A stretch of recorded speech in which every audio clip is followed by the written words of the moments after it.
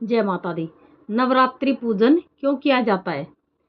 तो नवरात्र शब्द जो होता है वो नव संख्यावाचक होने से नवरात्र के दिनों की संख्या 9 तक सीमित होनी चाहिए, लेकिन ऐसा नहीं होता।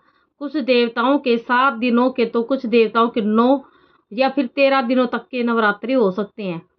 सामान्यतया कुल देवता और इष्ट देवता का नवरात्र संपन्न करने का कुलाचार है। किसी देवता का अवतार तब होता है जब उसके लिए कोई निमित्त होता है, यदि कोई दैत्य उन्मत्त होता है, भक्त जन परम संकट में फंस जाते हैं अथवा इसी प्रकार की कोई अन्य आपत्ति आती है तो संकट की काल अवधि 7 दिनों से लेकर 13 दिनों तक रहती है। ऐसी काल अवधि में उस देवता की मूर्ति या प्रतिमा का टांक चांदी के पत्र या फिर नागबेली के पत्ते पर रखकर नवरात्र बैठाए जाते हैं। उस समय स्थापित देवता की षोडशोपचार की पूजा की जाती है।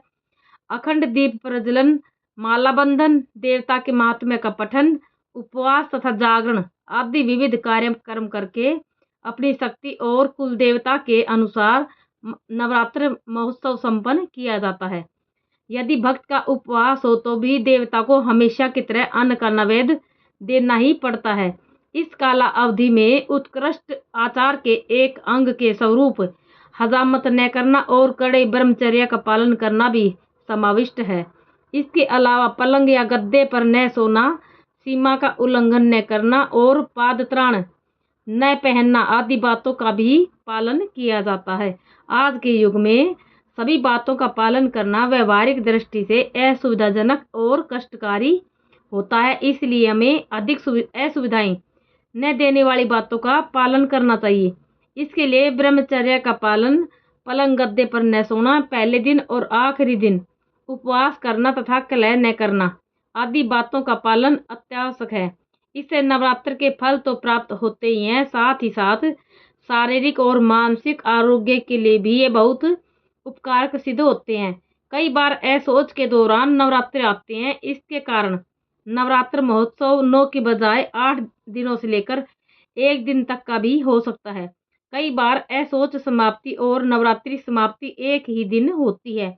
ऐसे समय नवरात्रि स्थापना न करके दूसरे दिन पूजा, अभिषेक और समाराधना करें। कुछ लोग घर के ब्रह्मचारी पुत्र से या उपाध्याय के हाथों नवरात्र की स्थापना करवाते हैं।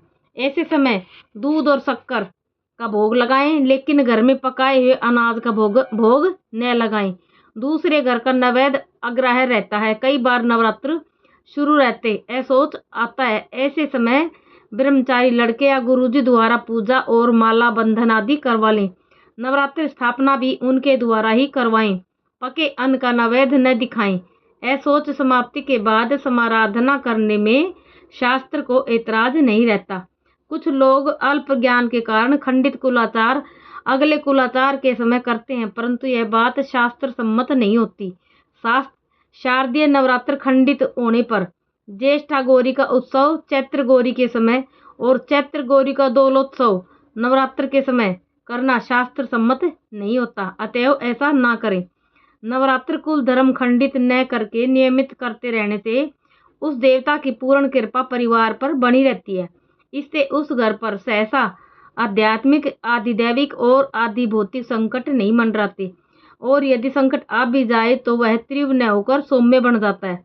जिस घर में चूल्हा है वहां देवता की स्थापना होना आवश्यक होता है। इसी तरह परिवार विभक्त होने पर नवरात्र को विभक्त रूप से संपन्न करना चाहिए, और यदि पिता से पुत्र अलग रहता हो तो भी पिता और पुत्र के घर अलग अलग नवरात्र की स्थापना होना आवश्यक है।